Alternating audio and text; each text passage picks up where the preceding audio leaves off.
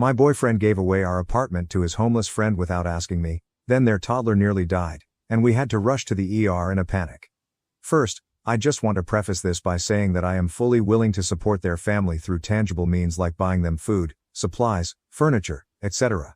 I just don't think our apartment is a viable option. My boyfriend and I live in a 2-bedroom, 1-bathroom apartment in a very expensive area. Rent is around $3,000 a month, and we're both stressed out college students. This guy has been best friends with my boyfriend since high school and they regularly keep in touch and drive to see each other. My boyfriend and I live in NorCal while they live more south.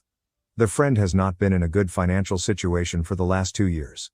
He dropped out of community college after he got a girl pregnant and they ended up getting married after she gave birth. She is now 7 months pregnant with their second child. My boyfriend and I usually go down to visit them together and we always pay for meals and I always try to buy a couple of toys for their 2-year-old. We have been in contact with them since last night. They were able to safely evacuate and bring some essentials, including their car, but their house has burned down. My heart aches for their family and I really want to help them by transferring money, or even calling some of my friends who live in Sokol to see if they are willing to take them in. But during a FaceTime call this morning, my boyfriend immediately, without any hesitation or asking me, offered up our small apartment to them. They were very thankful and at first said that it would be too much for us, but my boyfriend insisted and they graciously accepted in the end. I was in the background fairly silent the entire time. After my boyfriend hung up, I asked him why he just extended the offer without even asking me and he acted shocked and said that he thought that I would 100% support his decision. I told him that I would have in any other living situation, but we are 2 poor college students, living in a small-ass apartment in an expensive area, and it is definitely going to be more than difficult to accommodate his friend, his pregnant wife and toddler. My boyfriend said that I was being a bit selfish and that they just lost their house and that I should be more understanding and sympathetic. And don't get me wrong, I agree that I'm being selfish but I am also being reasonable and trying to think rationally. I may be a bit biased since I am in the middle of preparing for the MCAT, which I'm taking in January and I really need to do well on it, and dear God, it is not an easy test. My boyfriend and I are both in very stressful majors that require a shit ton of work and studying and on top of that, he and I both are working part-time. I feel like I'm already so stressed out right now with school, work, and everything. I look forward to quiet time in our apartment that we get to spend. I digress, but I can't help but think of how this changes everything. Of course, this is probably temporary, even though my boyfriend said they could stay as long as they need to, but right now is really not the time. My boyfriend and I argued over this for an hour and I ended up just heading out for the day. My boyfriend is sticking to his plan and he texted me saying that he's sorry and that he knows it'll be hard, but to remember we're doing a good thing and supporting our friends in a time of crisis. I couldn't help but think that it was really his friend, and not ours, but I might just be being bitter. They are planning to drive up tomorrow morning. I am just so worried, stressed, and my anxiety is through the roof. I came home around 2 hours ago and noticed that my boyfriend has already set up a mattress in our second bedroom, which is our office work area, and set up the couch. I burst into tears and almost had a panic attack. I just don't know how to deal with toddlers, and I also don't know how to support and take care of a pregnant woman. My boyfriend comforted me, but I can't help but feel a bit resentful right now. He agreed to this without asking me and I can't fight back now. I would seem like such a horrible person. I'm still crying in our room as I'm typing this and my boyfriend went out to stock up on groceries. God, I don't know what to do and I feel so panicky. What can I do at this point, Reddit? I'm at a complete loss. Edit. Pretty relevant piece of information that I left out because I did not want to impose any unnecessary bias. Now I see its relevance. Copied from a comment below. To be very honest, I am not the biggest fan of their family. From what I could tell from visiting them with my boyfriend, they do not have their shit together.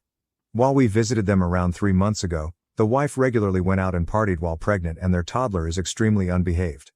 While I was there last time, I had to help change the toddler's diaper while the wife was out partying and my boyfriend and his friend were playing video games. TLDR.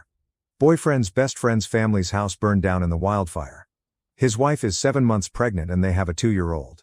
My boyfriend offered up our 2-bedroom, 1-bathroom apartment without asking me because he assumed I would 100% agree.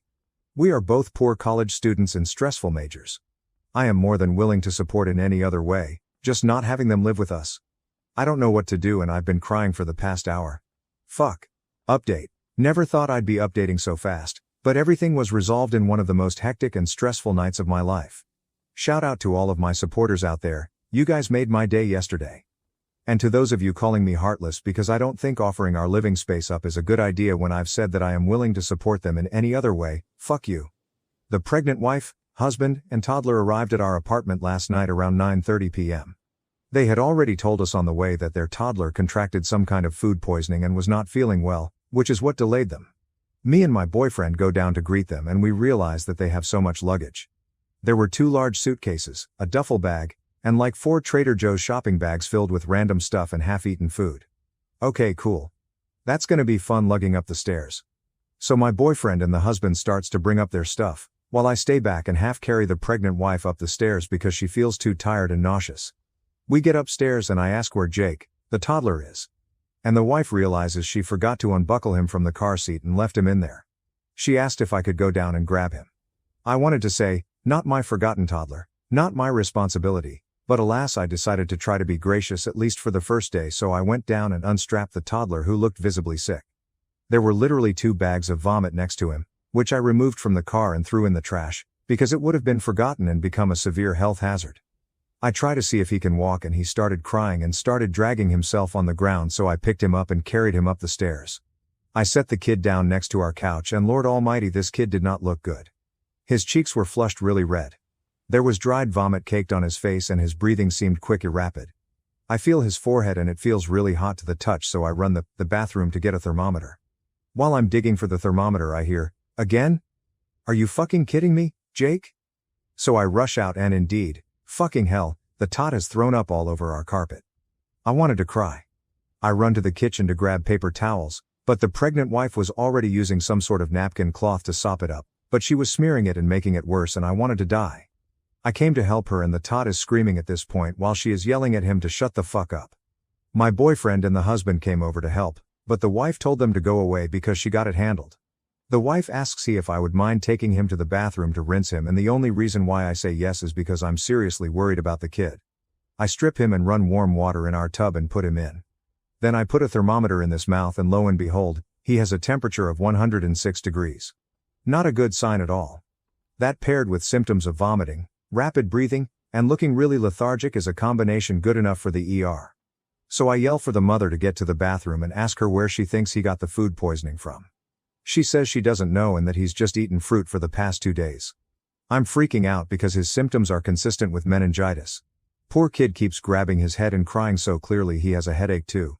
I ask her if she's gotten him vaccinated for meningitis and she said she doesn't think he's been vaccinated at all.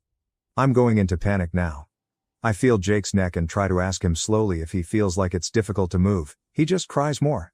I ask her to call for my boyfriend and husband and explain the situation to them, and the husband confirms that the baby has not gotten vaccinated for the meningococcal bisex, so it's a no-brainer at this point.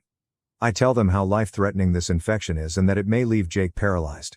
The wife bursts into tears and gives the okay, so all 4 of us plus Jake get in their car to drive to the ER. My boyfriend is driving and I'm in the back cradling Jake and checking for rashes on his arms and legs with a cell phone flashlight. The wife is still crying. I am close to crying. We finally get to the ER and I tell them there is a 2-year-old with symptoms, blah blah and blah, with no vaccination for meningitis, and we suspect he has it. They immediately bring him in and asked me if I was the parent, and I said no and pointed to the wife who was trailing behind me in tears. They brought her in with the toddler and told me to stay in the waiting area. At this point, I take my first breath. 5 minutes later, the husband and my boyfriend come rushing in and I tell the husband to go talk to staff so they could bring him in. He does and my boyfriend comes to hug me and fuck it, I just start bawling my eyes out. He keeps telling me he's sorry and that it's his fault. I'm still crying into him. He calls an Uber for me and tells me to go home and get some sleep and that he'll handle the rest. I'm too tired to resist, so I get home at like 12 a.m., brush my teeth, and just crash after I got a text saying they put him on antibiotics and are waiting for blood test results and the culture, but that he was stable.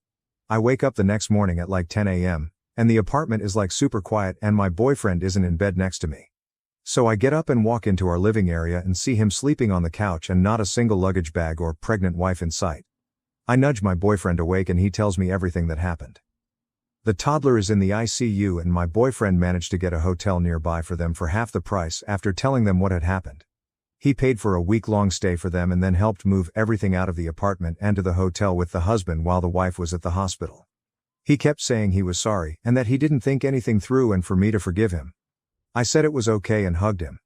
It turned out to be one hell of an experience I don't ever want to relive again, but I'm glad Jake is safe and I'm glad they won't be living with us. TLDR. The family arrived and within 1 hour we had to go to the ER because I suspected the kid had meningitis. Turns out, he did have meningitis, but we caught it early, and he is now resting in the ICU. Fam is now living in a hotel that my boyfriend paid for after he came to his senses. Also, some key points that people keep missing. The pregnant wife, husband, and toddler chose to drive over 600 miles to live in our 2-bedroom 2-bath instead of living with the husband's wealthy, only around 200 miles away family, who were also the ones to pay for their house and house them for 2 years. I have my suspicions as to why this is the case, but you make your own judgments. And finally, the pregnant wife's behavior is no different than normal. I've been to their house multiple of times and I can confirm that she curses at her child, drinks while pregnant, and is unable to adequately care for the child.